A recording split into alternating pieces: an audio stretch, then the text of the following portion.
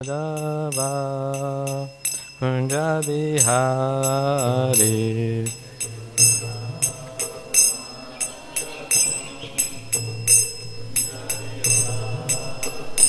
Jaya Radha Madhava Kunja Bihari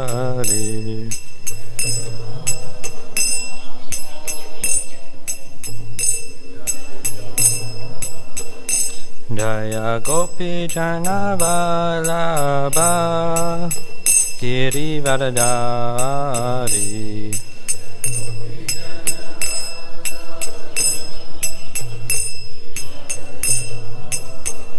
Jaya Gopi Jana Vallabha Giri Varadari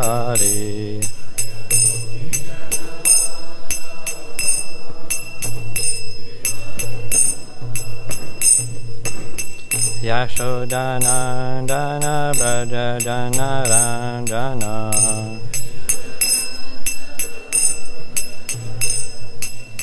Yashodanandana Brajajana Ranjana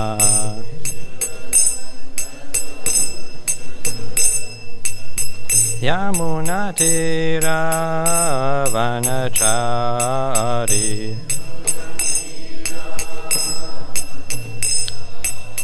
Yamunatira Vanachari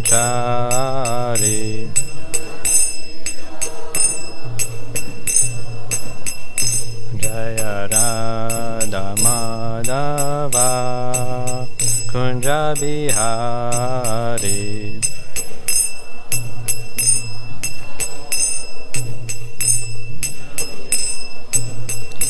Jaya Radha Madhava Kunja Bihari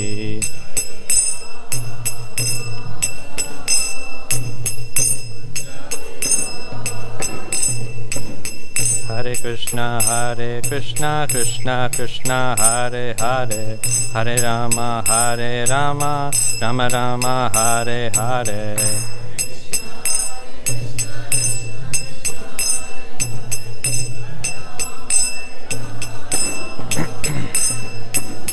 Hare Krishna Krishna Krishna Hare Hare Hare Rama Rama Rama Hare Hare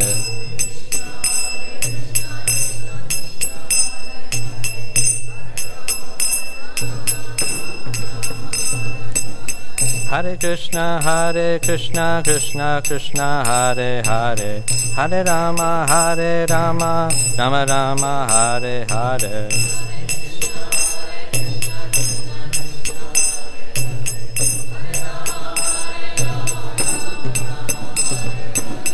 Hare Krishna Krishna Hare Hare Hare Rama Rama Hare Hare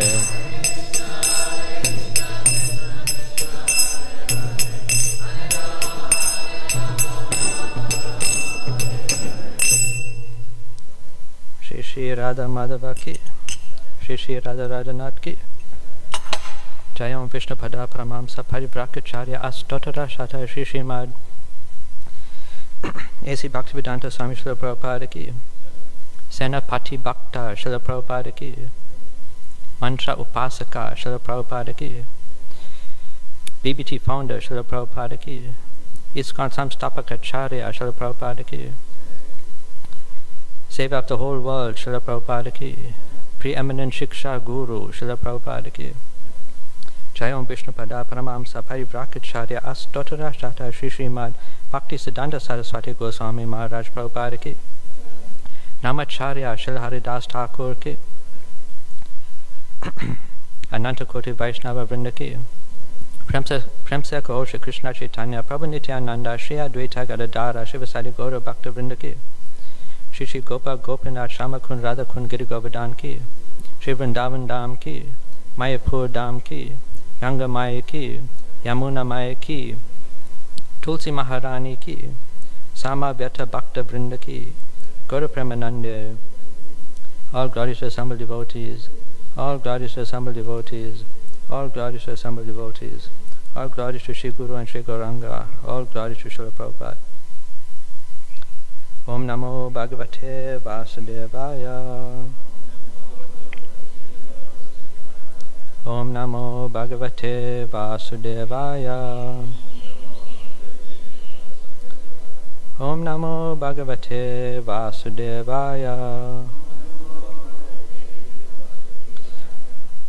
Today we are reading from Srimad Bhagavatam, Canto 4, Chapter 24, entitled Chanting the Song Sung by Lord Shiva.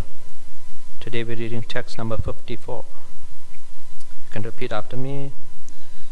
Bhavan Bhaktimata Labhyo Durlabha Sarva Dehinam Swarajyasyapi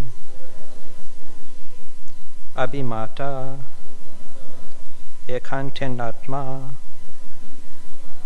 Vid Gati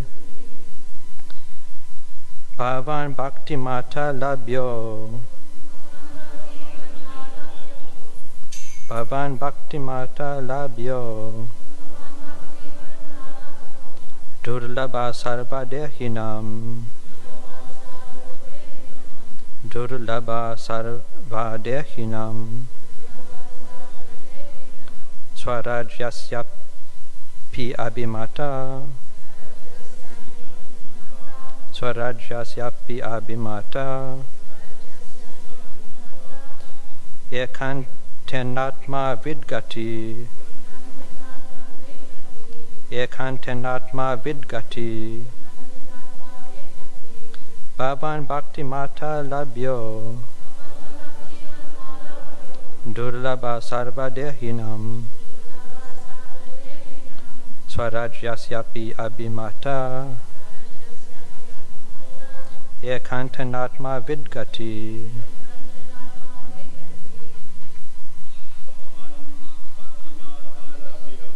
Bhavan Bhaktimata Labhyo Durlabha Sarva Dehinam Swarajyasyapi Abhimata Ekantenatma Vidgati Bhaktimata Labhyo Durlabha Sarva Dehinam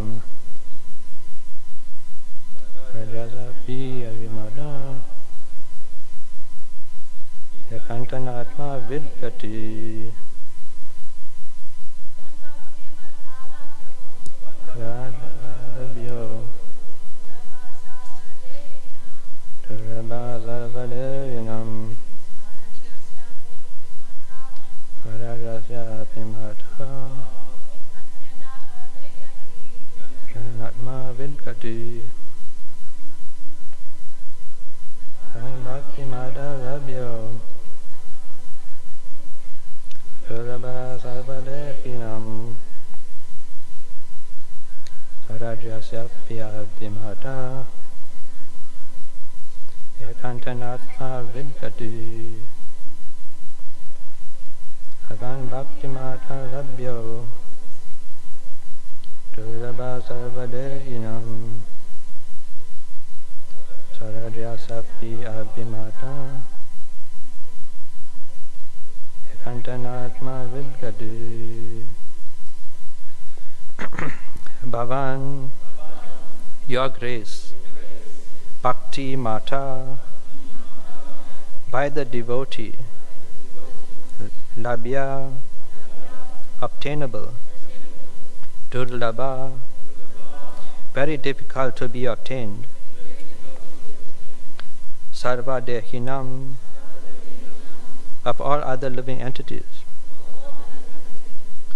Swarajyasya, of the King of Heaven, Api, even, Abhimata, the ultimate goal, Ekantena, by oneness, Atmavid, of the self-realized, Gati, the ultimate destination. Translation and purport by Srila Prabhupada. Prabhupada ki.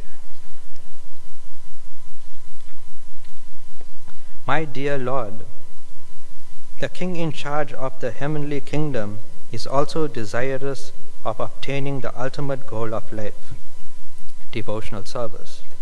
Similarly, you are the ultimate destination of those who identify themselves with you, Aham Brahmasmi. However, it is very difficult for them to attain you, whereas a devotee can very easily attain your lordship. Purport. As stated in Brahma Samhita, Vedeshu Durlabham Adurlabham Atma Bhaktao. This indicates that it is very difficult for one to attain the ultimate goal of life and reach the supreme destination, Vaikuntha Lok, or Goloka Vrindavan, simply by studying the Vedanta philosophy or Vedic literature. However, this highest perfectional stage can be attained by devotees very easily. That is the meaning of Vedeshu Durlabham Adurlabham Atma Bhaktao. The same point is confirmed by Lord Shiva in this verse. The Lord is very difficult for the karma yogis, jnana yogis and dhyana yogis to attain. Those who are bhakti yogis, however, have no difficulty at all.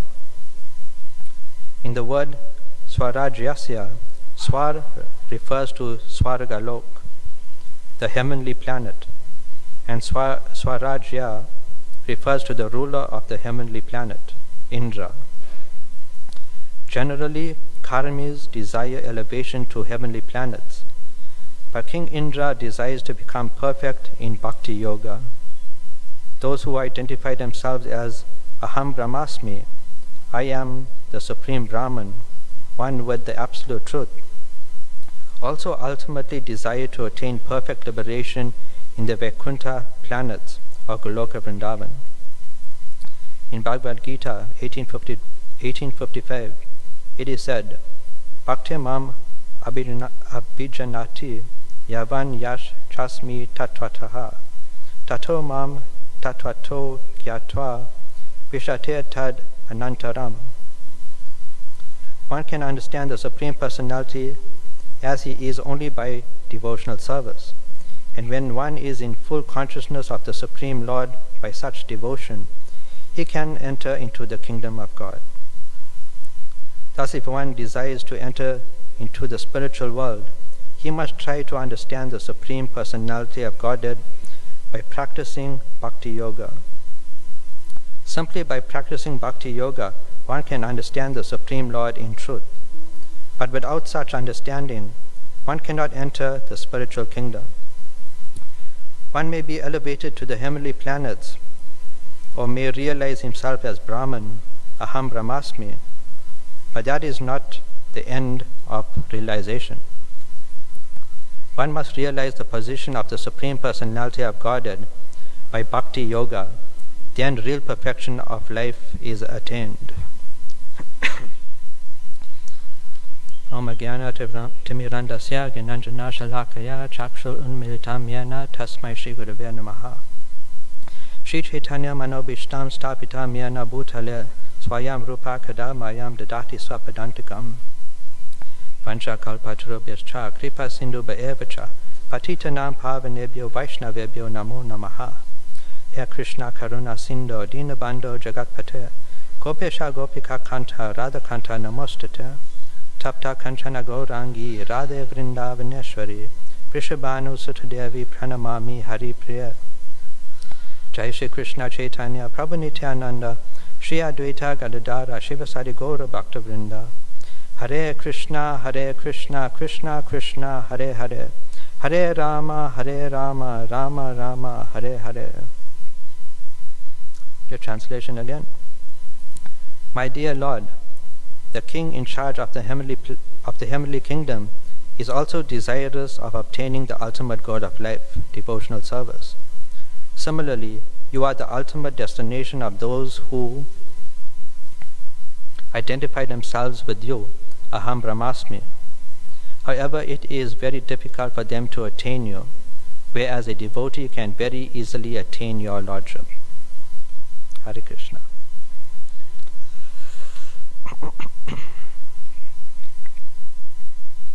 So there is a fundamental difference between religion and spirituality. Religion is a belief in a divine power or being, and that power or being has dictated rules and regulations for the human being to practice. The manual of how to separate yourself from the animal kingdom. These rules become the basis of moral integrity. When I follow the rules, I am a good person. When I break the rules, I am a bad person. This becomes the dividing line between the pious and the impious. Those who are impious are sinful, and those that are pious are religious. Religion or dharma, more specifically, doesn't require you to believe in it for it to work. Just like traffic lights, it will still continue to work whether you believe in it or not. If an atheist avoids breaking the rules of dharma, he is not going to get a sinful reaction. Similarly, if an atheist does something pious, he gives some charity to somebody worthy of it, he will still get pious merit. On the other hand, a believer of God that doesn't break any rules can avoid sinful reaction. But if he breaks the rules, that doesn't mean that if he believes in God, that he can get away from the consequences. As Indra is referred to in this text and purport, I'll say something about Indra in this regard. 6th canto, the demigods headed by Indra engaged a Brahmana in the performance of a fire yagya. This is meant to strengthen the demigods, but this priest that they had engaged also happened to be related to the demons. So this Brahmana who was related to the demons wanted those family members to benefit from this fire sacrifice. So he would offer oblations secretly on the demons' behalf. When Indra figured out that the Brahmana was strengthening the demons, Indra immediately beheaded the Brahmana. Indra killed a Brahmana, even though he prevented the demons from gaining power. According to the rules of Dharma, one should not kill a Brahmana. Killing is bad, but killing a Brahmana is worse. Still, even though Indra did a good thing, keeping the demons from gaining power, Indra still got a sinful reaction. The king of heaven had to suffer the sin of killing a Brahmana. It should be noted that Indra is not some random demigod. Indra has another name, or a title to be precise. The title is Devraj, king of the gods. Under the rule of Indra, the devatas enforce the laws of dharma upon us, which comes in the form of karma. So who's enforcing the rules of dharma upon the gods? Who can be so powerful to enforce the king of heaven, the king of the gods, a sinful reaction? Indra is not the same as the other devatas. His position has a unique feature. This was explained in a very old lecture by His Holiness Bhakti Chaitanya Swami. Years ago, the current temple president would play this lecture in his car. That lecture had nothing to do with Bhakti Chaitanya Swami Maharaj giving a detailed definition of the word Deva Deva. But in this lecture, it did involve Bhakti Chaitanya Swami explaining the uniqueness of Indra. Maharaj explained that Indra's position gives him the freedom to go against your karma. That is to say, if you were being punished in the hellish planets, Indra can just take you out. If you were someone deserving of being the richest man in the world, Indra can take it away. In the same way, if you were living in difficulty, you don't have the piety to gain anything, Indra can make you the richest person in the world. If Indra can foot the cost, he can play around with people's karma. Other devatas cannot do that. Even Brahma has to follow some kind of rules. If you pray to Indra, he can ignore it. Other devatas have to respond to the prayers of their followers. Just like how Lord Brahma had to respond to Hiranyakashipu and Hiranyaksha, Ravana and Kumbhakarna, and so on. Indra, who has this authority, doesn't interfere with the administration of the universe. But this unique feature of his does paint a target on his back. You can just imagine what the demons would do if they got hold of such authority. So Indra has to be cautious. Sometimes there will be some kind of person engaged in austerities, gaining significant power. What does Indra do? He interferes with their karma in order to disturb them. And those actions usually gets him into trouble. So we call him names. We call him a rascal, a jealous person, someone who is too much attached to his position. But it's been proven time and again, when Indra is kicked out of his throne and then is replaced, what happens? The person who is sitting on the heavenly throne gets corrupted by that position. And what happens after that? Indra, we need you to become the king again, because everything is going wrong over here. Only someone who is qualified to be Indra can become the heavenly king. Not anyone can just become the king of the gods. Before I gave the example of Indra, that Indra got a reaction by killing a Brahmana, Bhagavatam says that Indra suffered the reaction of killing a Brahmana for 1 celestial year, and then he used his authority to transfer that sin away from himself. Indra advertised, if anyone wants a benediction, I can give it to you, but you have to take some portion of my sin.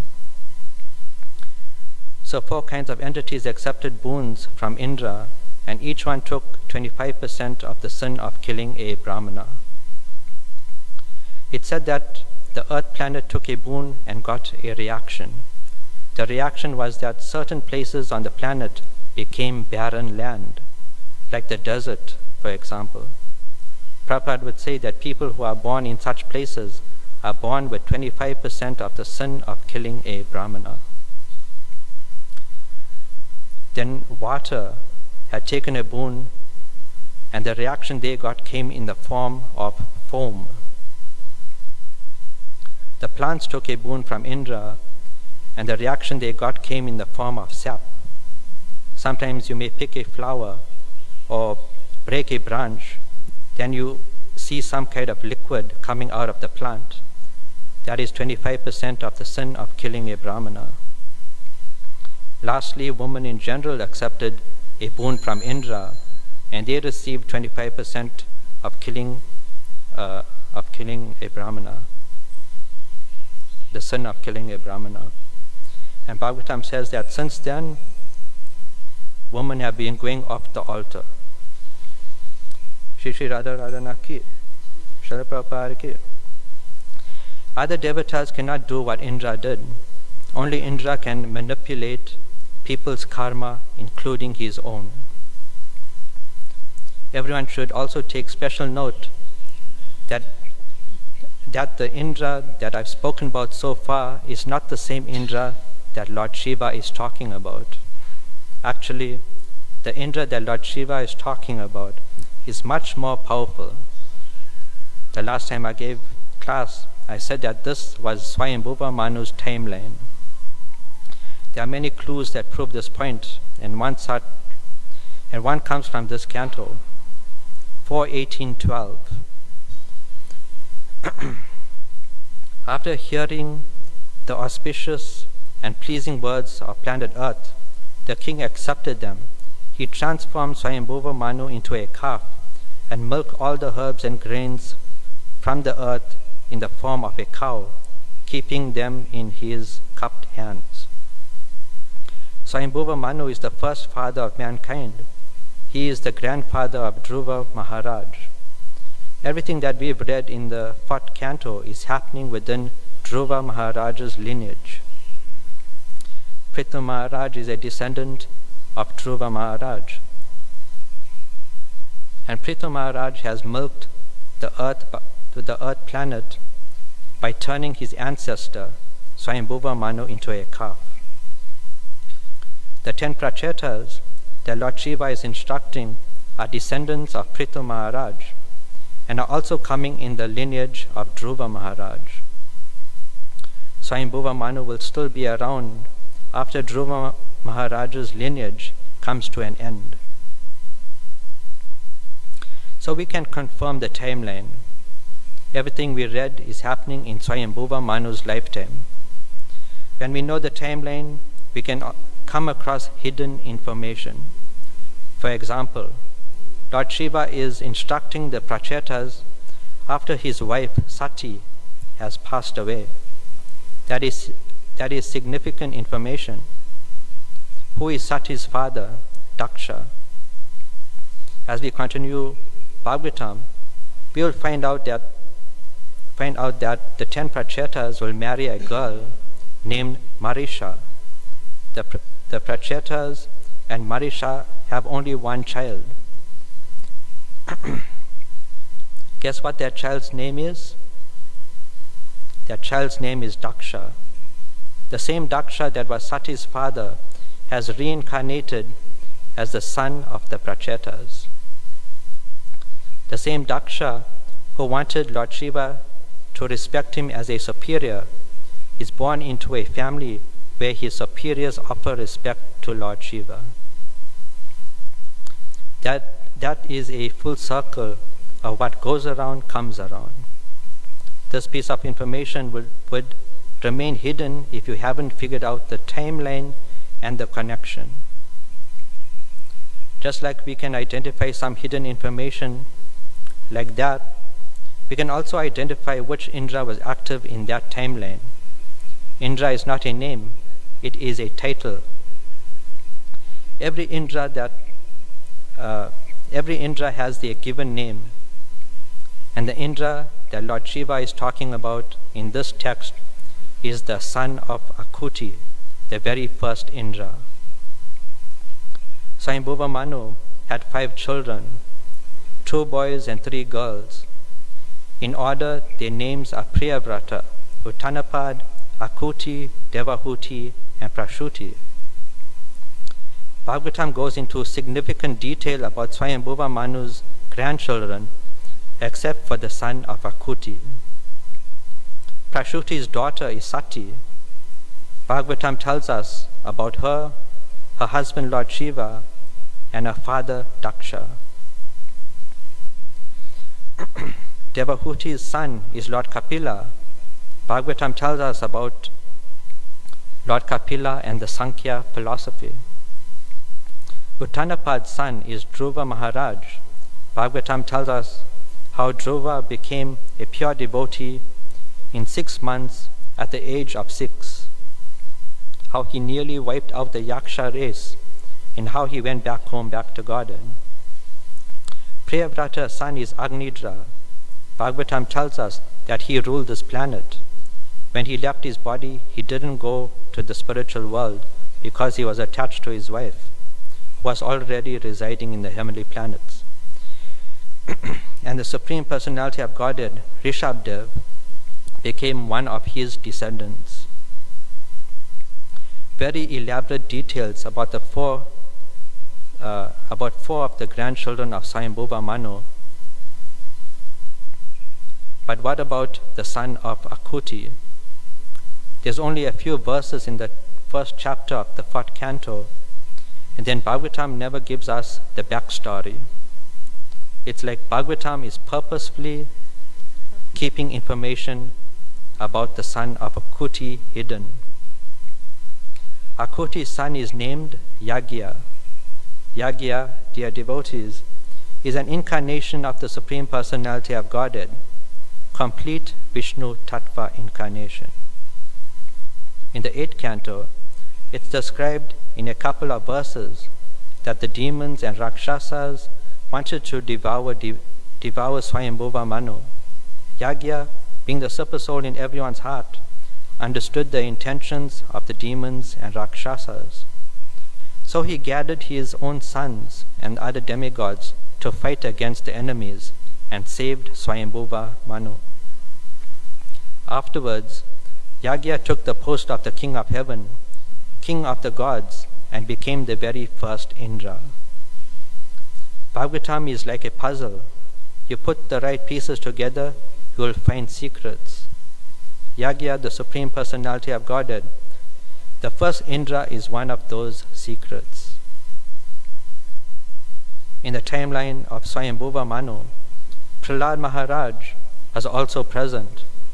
That means Yagya, Indra, was present when Hiranyaksha and Hiranyakashipu came into power.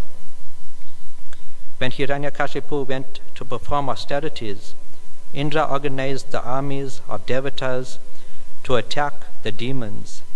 And Indra, Yagya, what did he do? He invaded Hiranyakashipu's house. Inside was Hiranyakashipu's wife, Kayadu. She was pregnant. You think Yagya, the Supreme Personality of Godhead, the first Indra, didn't know that his devotee Prahlad was in Kayadu's womb. Everything was orchestrated. It was an arrangement by the Supreme Lord Yagya. In Kayadu's eyes, Indra has come as death personified. Her life was in danger. Her child's life was in danger. There was no hope from her perspective. And then what happens? Narada Muni comes dancing in just in the nick of time. Narayan, I am here. Narada Muni is also known as Deva Rishi, sage amongst the demigods. As someone closely associated with the devatas, he would have known the plan to attack the demons. He could have came to Kayadu beforehand to save Prahlad, but he didn't. He came at this particular time when it appears that Kayadu's life and the life of a child is in danger. If Narada Muni came beforehand, Kayadu would have very likely not have taken Narada's warning seriously. The demons would defend against the demigods. It's not appropriate for a married woman to live with another man, and so on. But now, scared, Narada Muni is her only hope of survival, and so she goes to live with Narada Muni's ashram.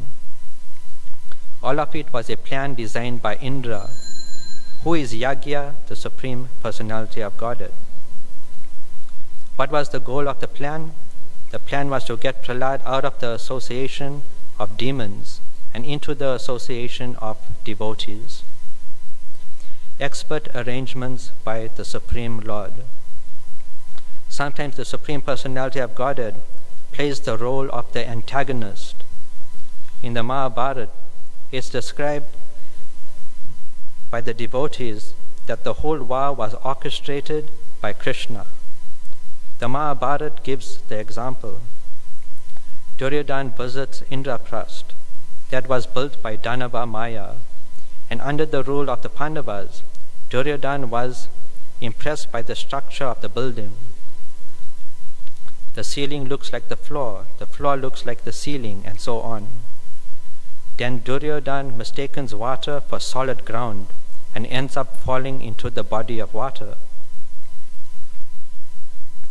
Everyone who saw it started laughing, and Duryodhana was indeed embarrassed. Yudhishthira wanted to help Duryodhana and stop everyone from laughing. Then Krishna stopped Yudhishthira and let everyone continue laughing at Duryodhana. And Duryodhana was humiliated, and that humiliation ultimately led to the great war. expert psychological planning by the Lord. So Yagya made all these arrangements that led up to the appearance of Nrsingadev. Yagya only took the post of Indra because no one was qualified at the time. He was the ruler of the universe, out of necessity. But if there was a jiva who had the qualifications to rule, it's better to let them rule. After the killing of Hiranyakashipu, what did Nrsingadev say to Prahlad Maharaj? You rule the universe. And Prahlad Maharaj ruled the universe for hundreds and hundreds of thousands of celestial years.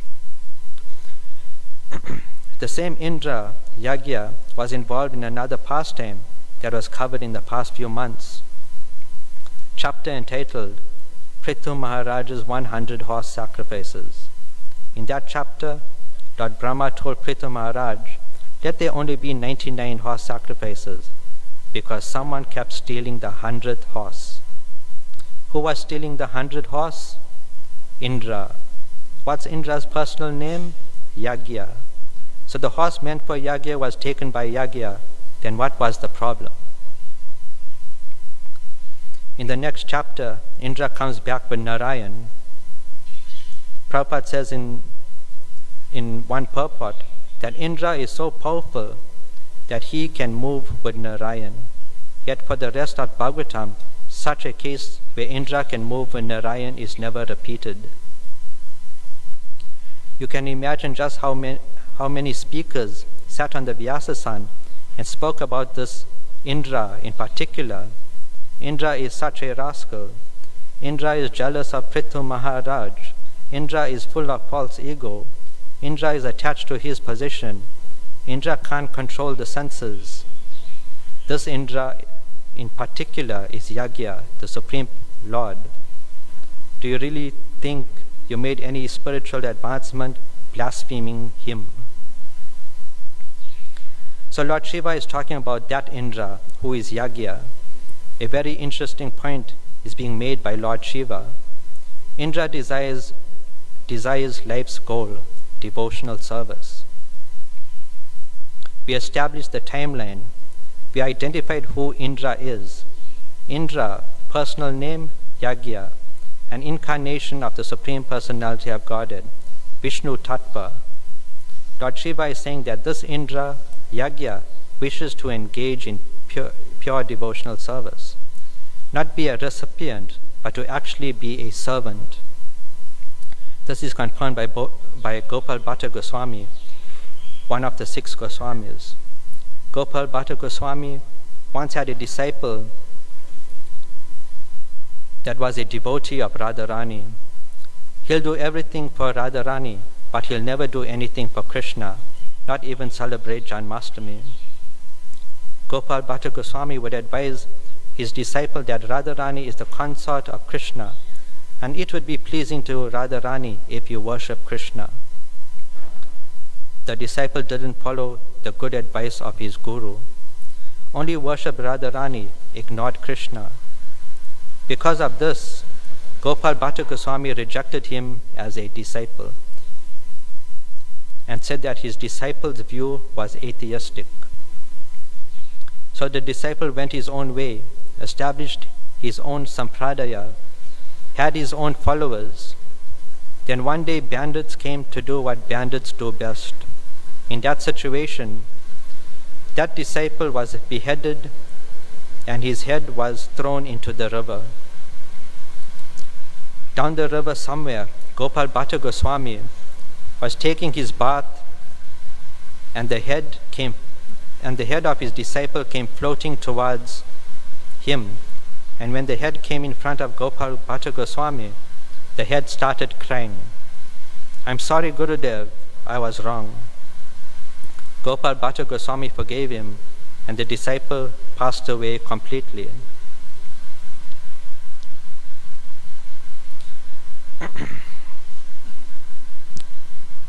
I heard this pastime from another devotee, so I can't verify it. However, that upper sampradaya still exists.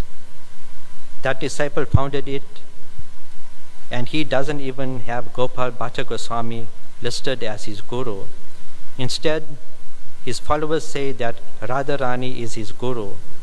This Appa Sampradaya doesn't even have a connection to Lord Chaitanya. Gopal Bhatta Goswami was very strict in Vaishnava philosophy. Anything that deviated from Krishna's supremacy, he regarded as atheism. So in his Satkriya Saradipika, Gopal Bhatta Goswami, in the introduction, he flatly says that all the Vishnu Tattva incarnations of the Lord all have Krishna as their worshipable deity.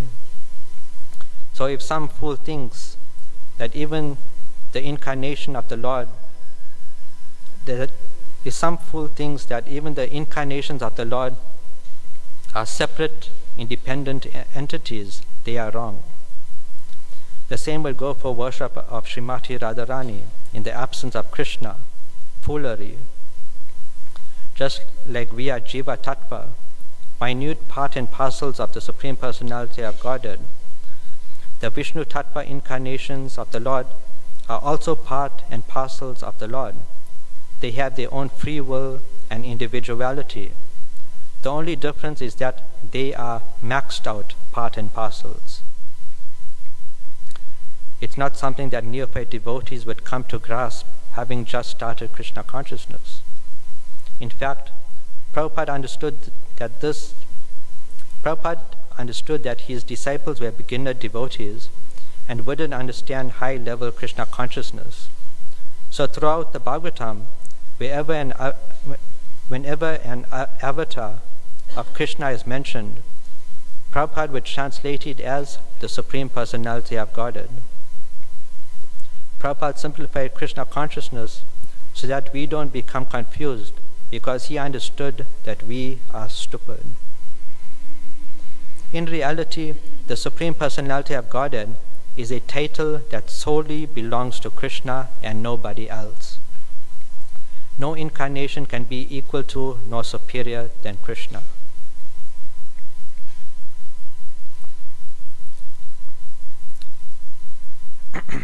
The karmis, jnanis, and dhyanis are trying to understand the absolute truth by studying the Vedas. The karma yogis look at this one universe and see that Vishnu is the best or most powerful. Whenever there are problems in the universe, everyone runs to him for a solution. And so they see all the incarnations as coming from Lord Vishnu. Rama appeared before Krishna, so Ramachandra must be better than Krishna. The Jnana yogis know that we are all part and parcels of the absolute truth. We are part of the whole, but somehow we have become separated, and that's why my life is problematic. So the solution is for the parcel to become part of the whole again, essentially becoming one. Makes sense if you are at that level. The dhyana yogis, through the process of meditation, gain siddhis, mystic powers. They become godly, and when they discover the super soul in the heart, they think that that's who they are. Such persons can never understand the original personality of Godhead as he is. Krishna can only be understood by the process of bhakti yoga. Bhakti yoga is a process by which the practitioner puts in effort to develop a relationship with Krishna. Prabhupada had translated bhakti yoga as devotional service. He said that if you love someone, you will serve them. To obtain devotional service, it can only come from someone who is a practitioner of devotional service. You cannot get devotional service from anywhere else. In the Nectar of Devotion, Prabhupada has quoted there, Krishna speaking to Arjuna, "One who claims to be my devotee is not my devotee. One who is a devotee of my devotee is my devotee." In one Sunday Love Feast class, His Holiness Parthasati Das Goswami Maharaj gave a statement, very profound. He said, love for Krishna doesn't come from Krishna. That would be narcissistic. Only a narcissist would demand someone to love them, and Krishna is not a narcissist. Where does love for Krishna come from? Maharaj said that love for Krishna comes from the lovers of Krishna. It comes from the devotees. Prabhupada said that 90% of advancement in Krishna consciousness comes from devotee association. Love for Krishna is easily attainable when you have contact with the lovers of Krishna. Krishna is easily attainable. One time in Dwaraka, after the war, after Yudhishthira became the king, Arjuna came to live with Krishna for some time. An incident had happened. A Brahmana came with a complaint. For the past few years, his newly born children were born dead. As such, if there's a problem in the kingdom, then it means that there is a problem with the head of the kingdom. In this case, the Brahmana felt that Krishna was the problem. Arjuna, who was there, didn't like that. And to prove Krishna innocent, he took a vow. He vowed that he'd solve the problem, and if he fails, he will jump into fire and kill himself. So the time came for the Brahmana's wife to give birth.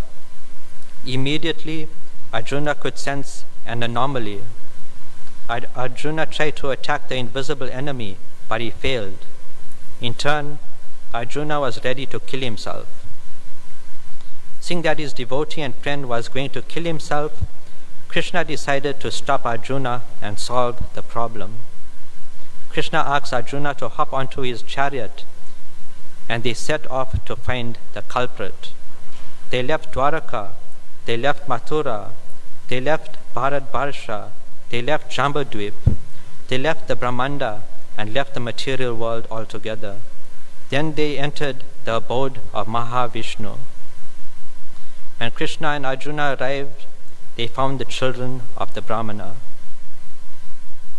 Krishna book tells us that Mahavishnu was very eager to meet Krishna, but he couldn't. Even though he was a Vishnu Tattva incarnation of the Lord, he didn't have the qualifications to appear directly in front of Krishna. As such, Mahavishnu decided to follow Bhaktisiddhanta's advice 5,000 years too early. Bhaktisiddhanta said, "Why do you want to see God? Why don't you behave in a way that God wants to see you?" So Mahavishnu decided to kidnap the children of the Brahmana to get Krishna's attention. After all, Krishna is favorable towards cows and Brahmanas, but it failed time and again to attract Krishna. That is until Arjuna got involved. Immediately after, Mahavishnu got the association of Krishna. By practicing Krishna consciousness, Krishna is easily attainable, and Bhakti Yoga practice in the association of devotees can help you attain Krishna's association even faster.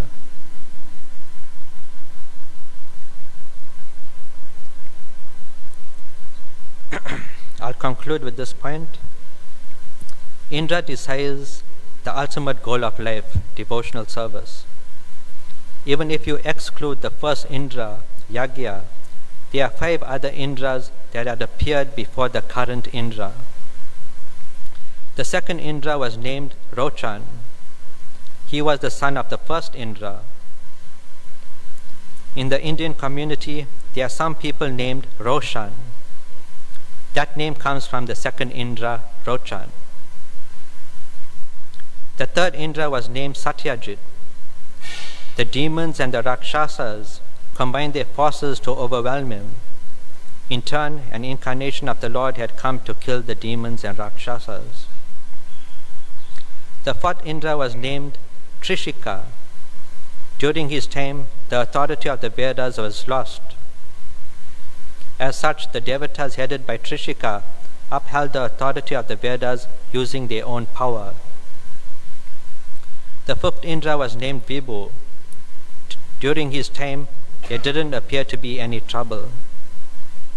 The sixth Indra was named Mantra Druma. He is the only Indra that has ever spoken about the thunderbolt. The safe assumption is that prior to him, the thunderbolt didn't exist. In that case, that means he is the Indra that I mentioned before, the one that killed a Brahmana. Indra, Mantra Druma, killed a Brahmana. He also killed someone else. He killed Pritasur, a pure devotee. In the 8th canto, it's described that Mantra Druma beat up Bali Maharaj. Bali Maharaj fell unconscious. When Mantra Druma wanted to kill Bali Maharaj, many big-time demons sacrificed their lives so that the other demons could run away with the unconscious Bali Maharaj. Mantra Druma almost killed someone who will later on become a Mahajan. In the Mahabharata, after it was decided that Draupadi will marry all the Pandavas, Draupadi's father, wasn't convinced until Vyasadeva revealed who the Pandavas were in their previous lives. Each Pandava had once been Indra in a previous life. That means every Indra achieved the ultimate goal of life, devotional service, and then became intimate associates of the Lord. I'll stop over here. Any questions or comments? Yes? Hare Krishna. Hare Krishna. In the beginning of your reading, I thought I heard you say, an atheist, if he breaks the rules, there's no reaction. If so, can you clarify? Hare Krishna. If an atheist follows the rules unknowingly, he won't get a reaction. And if an atheist does something pious, something good, he will still get merit for that activity. Just like if someone unknowingly does devotional service, he will still get the merit for devotional service, even if he didn't begin with believing in Krishna. Like that. Thank you for the clarification. Okay. Any other questions or comments? Hare Krishna, Prabhu. Hare Krishna. Bhishma Dev was such a noble person. He never got married. And why did he suffer on the battlefield of Kurukshetra with so many arrows pierced into his body? Bhishma Dev in his previous life was the leader of the Vasus. And as the leader of the Vasus, he had a wife. And that wife had come across a Surabhi cow. And that Surabhi cow belonged to Vasishta Muni. And so she implored her husband to steal the cow. And the leader of the Vasus did exactly that. And because of that, he was cursed along with his brothers that they will take birth here on this earthly planet. And so the Vasus approached Ganga and requested her to give birth to them. And so that was the arrangement. And so the leader of the Vasus took his birth from the womb of Ganga and became Bhishma. And then Bhishma later on became the disciple of Vasishta, the person who cursed him, and he gained transcendental knowledge through him. And at the same time, he became a disciple of Parashuram, and Bhishma's military training came from Parashuram. So Bhishma was meant to be the king, but his father, Shantanu, was interested in marrying a fisherman's daughter. And the father of that fisherman's daughter had a condition that only the children of his daughter would become the next rulers. And so Shantanu had a dilemma because the next king was meant to be Bhishma. So after discussing with Bhishma, Bhishma took a vow that he would remain celibate throughout his life, and he will never take the throne or have any children. And so that's what happened.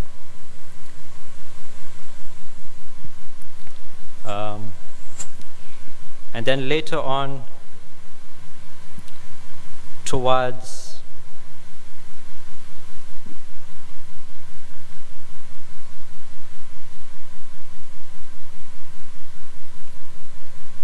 before that,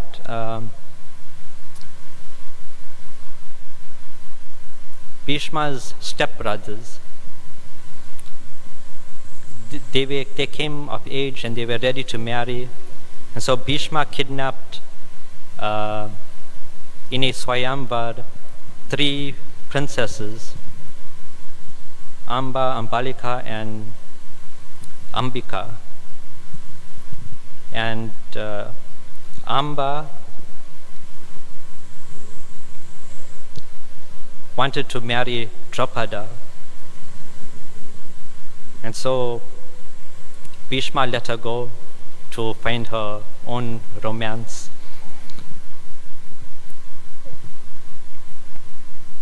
And then unfortunately Bhishma's stepbrothers passed away, and so there was no heir for the kingdom.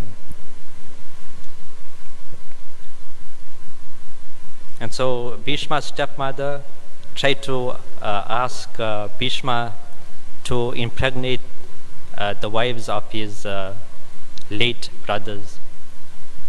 And Bhishma refused. He refused to have any children, refused to break his vow, basically. And then later on, Vyasadeva was asked to impregnate these princesses for the kingdom. And that's how Dhritarashtra and Pandu were born.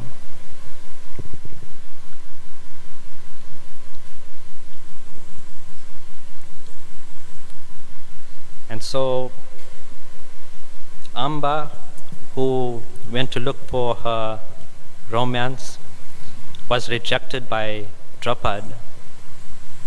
And there she later on passed away. Then she took birth as Draupad's daughter.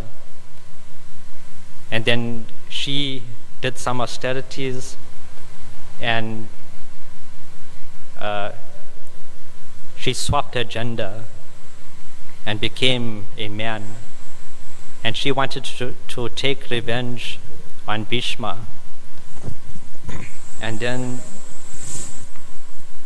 but Bhishma knew that this man was originally a girl, and so he refused to fight with her.